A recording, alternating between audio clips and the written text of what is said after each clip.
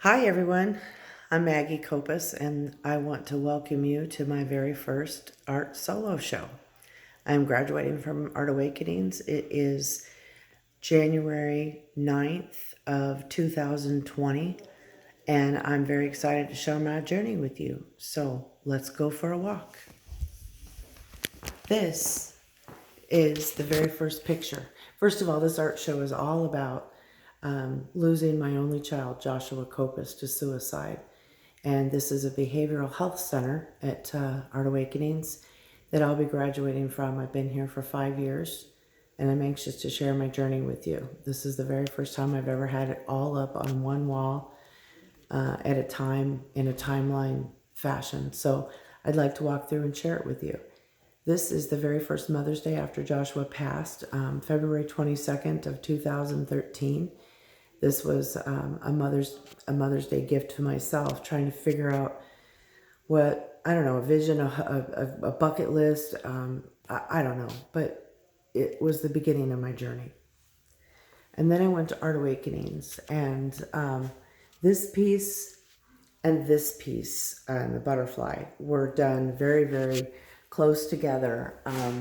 I want to say a year later, but they were done together. So that was in like 2014, I believe. And this is Prismacolor on canvas. This is a poem that I wrote regarding what it's the judgment day that comes along with suicide. It's pretty interesting. So you can pause it and take a look at it if you want. Sorry about the reflection and all of the glass with me here, but it is what it is. So this butterfly is the very first thing that I did in mosaic-wise. Kendall sat down with me and showed me how to do it. I dumped over a 5-gallon bucket of tiles, and I put myself to work with the silhouette, and this is what I came up with. And, you know, if you look at it really close, there's just so many raw edges. I mean, they're so sharp. I didn't even finish the outside wood. I mean, it just shows you where I was in my recovery. So this is another one that I did. This was in 2015, I believe. I think just the beginning of 2015. This boat is kind of representing how I just kind of blended in. There was just so many tears and so much depression that you couldn't even see me. I just blended in. The only thing you can see are the sails on this boat. And if you look real close, I mean, there is a boat in there, but by golly, you just can't see it. You know, you can't see past the grief, just like you can't see past the water. And there's the sun there. I'm all about the sun. You'll learn about all the metaphoric and symbolic things as we go along the way. But that sun's pretty big. Even though I'm blending into nothing with tears, he's still very, very potent there. This is one that I did for his birthday. I had a lot of fun doing this one. It says a lot, and as I was doing it, I was imagining that maybe it would end up being a table surface for me as I aged, you know, for a dinner table, for like a TV tray or something.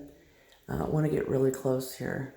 I did some Scrabble letters here, so it says, "You are my sunshine," and I always spell sunshine with an O, as well as sunflowers. And it has my precious boy's name on it. Now, I'm going to come here.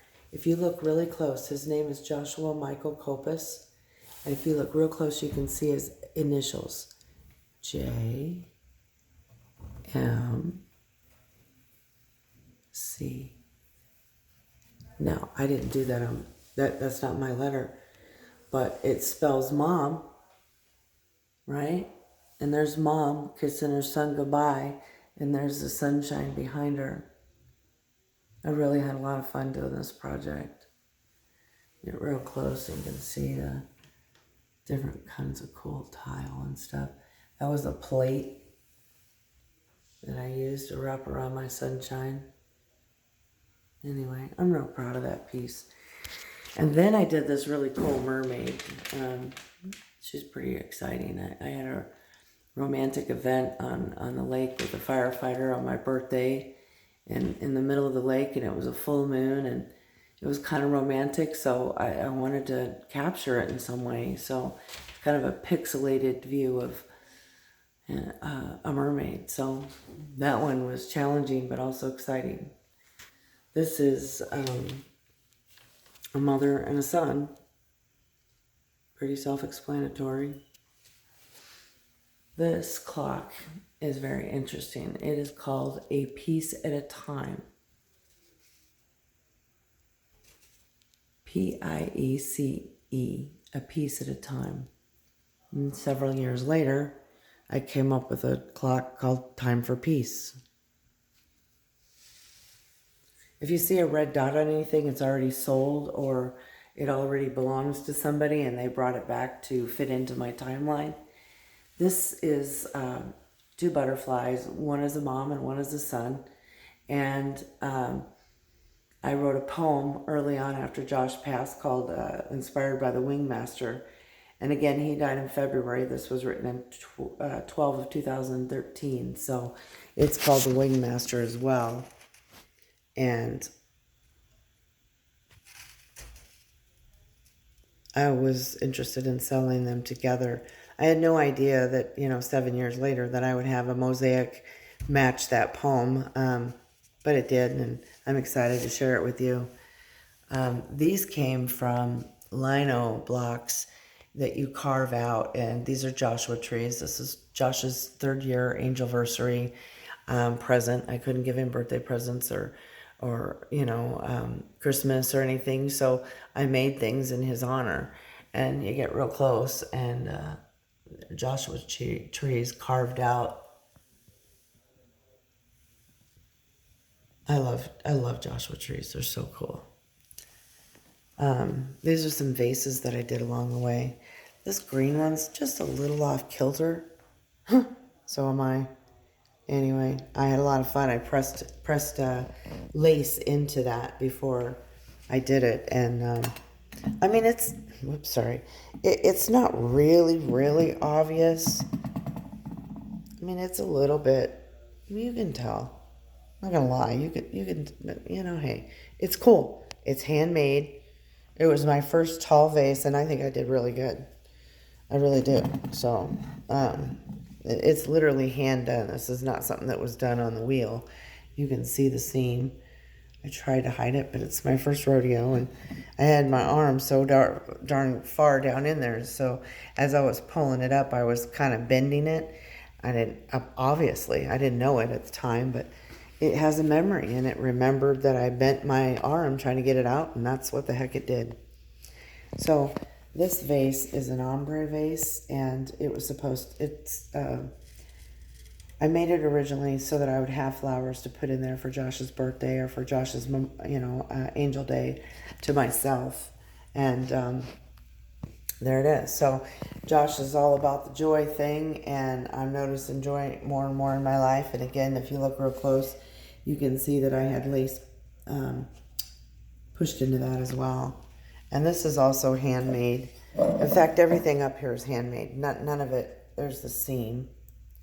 None of it is done on a wheel. I'm trying to figure out where the seam is on that. This one has got the seam right here, but it did a really good job of covering it up. Yeah. And then this one back here is kind of like a bubble vase, and it was originally for like utensils or whatever. So, and again, it has a lace pattern. And it's done a different color, and it was just fun to do. So anyway, so now we move on to 2017. There was an opportunity to do something called the Black and Gray event. And I'm just going to step back and show you the whole wall, because I think that this wall in general is really cool. So there it is. This is what I did in 2017 to heal. And I feel like it was a catalyst that catapulted me into recovery. So I notice I'm about 10 minutes into this, so I need to kind of move along. I did this And it was supposed to be for his 4-year angelversary. Again, it's a pixelated view of the Joshua Tree Forest and the Milky Way galaxy there behind it. And that was very much a challenge. It is incredibly popular. Everybody loves it. And it's for sale. So this I did as well. The Black and Gray event was set up for the opportunity to do a call for art for suicide awareness and prevention. And all of the art on this wall was done specifically for that event. And this was a very good depiction of what it's like to get that call that, you know, your son is taking his life. And so this is my boy Joshua. This is an ink print that I did. It's not the best, but it was one of my first prints. There's a better view of it without the light all up in the way. Sorry about the glare. This is another one of those angst and despair type of a things. What, you know, what it would be like if you found your child or you got, you know, notified. This is a little different version of it. Let me get to this one. This one's really interesting. This was done, and so was this, if you notice the 3D, with a mask. You started off with a death mask. And the death mask, you lay down, and the master artist poured plaster over my face. And I had a hole in my head. I went to pour clay into the mold of the cast that he did of my face, and I pulled it out a little too quickly. Okay, you can clearly see that is moi. Maggie Copus right there. Anyway, I had a hole in the top of the head. So I was trying to depict how I was going to show what it was like to get that call. So the next one was this particular one. It goes again with the angst. And that's how you respond when you get a call or you find your child. That again is part of my mask, and it's broken. And that's what happens when you lose a child. You get split. And this is a clock that represents forever, and it doesn't have any arms or numbers on it to represent that I believed at the time I was going to be stuck in that terror and trauma. Now it only represents that is his final decision. Here's some more of the lino blocks with the angst gal screaming. And then we come to this next one. This is a zebra among horses. This little plaque goes with it. And this is supposed to kind of describe what it's like as well to be a parent. So these people here have lost children to accidents. They've lost them to murder.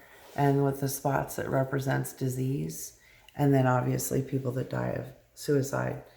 The black and white around it is representing black and white thinking, all or nothing, and just before and after.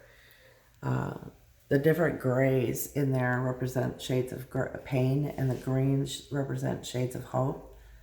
There are 4 soeros in there. Part of it mentions, you know, where I went through this at in Arizona, but also 4 years, and the fact that cactuses amongst all this is just kind of random, but so is suicide. So the last thing about this I want to talk about is like the reflection that goes all the way around. That is about asking yourself in the reflection of what did you say or not say, or what did you do or not do to contribute to the death of a suicide victim. It's not a good place to be, but I worked through a lot of issues by doing these pieces. So then we get to this. Josh made me some, bought me jewelry over the years, and these are broken earrings or mismatched this or that, and I pressed it into clay and painted it, and the only rule for myself that I gave myself was not to use blue. Somehow I used purple. And if you look really close, it almost looks like it's blue, but it's not. I made this little pocket. Set you upside down. And this little Aztec thing with the hummingbirds. And there's a phoenix. And that is love pointillism, where you just use dots. That's what this is as well. And then one last pocket. The thing took forever to dry. I had to put paper inside of it to get it to hold the pocket open. Joy is kind of interesting. I went to church and I was asked to pick a fob out of the tray, and they have you close your eyes, and I reached down in there and I picked up Joy and a little blue fob, and I was a little bit irritated that it said Joy. And that's why there's this big hole in the middle of it. Josh blew a hole in my life with all that, and I was just searching endlessly for Joy. And it was done on a pour in the background, so kind of represented all my tears involving rather the joy that I was supposed to be finding in the loss of a child. And these are pours that I did. I was having this horrible all or nothing thinking, and worst case scenarios, catastrophizing, and I needed things to be visual for me when I woke up in the morning to stop me from kind of just spinning out in worst case scenarios. So I did this one and this one as well. And they're really big, 24 by 24. And this one I did in watercolor pencil. That one is not for sale, but I did it. Namaste. Again, this is waking up every morning with all kinds of fears, so I had to cross over no fear and no God and have it be kind of a graffiti and literally be showing that one is canceling out the other. And then this is, it looks kind of somewhat like it's a pour, but it's not. It's like me stippling different colors of clay, paint onto the background, and then doing the Amazing Grace cross. I made this for a good friend, and this little coin here represents recovery, but it could be any kind of coin. The cross is a fused glass. This is also fused glass. This is done on a canvas board. A print. I had a little juvenile hummingbird coming to my feeder pretty much all day, every day, so I thought I could kind of capture and represent that. It's a flower, not a feeder, but nonetheless, this represents one day at a time in recovery. There's another Joshua tree. This is done for the print that I showed you of the three over there before. And then I did this.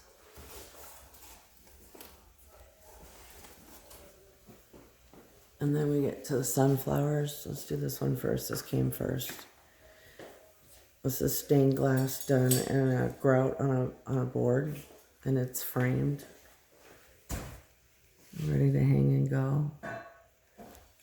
And then this is fused glass. I did this. If you look really, really close, you can see all the detail in the petals. And then this one is a double sun. So there's a lot of details as well on the leaves.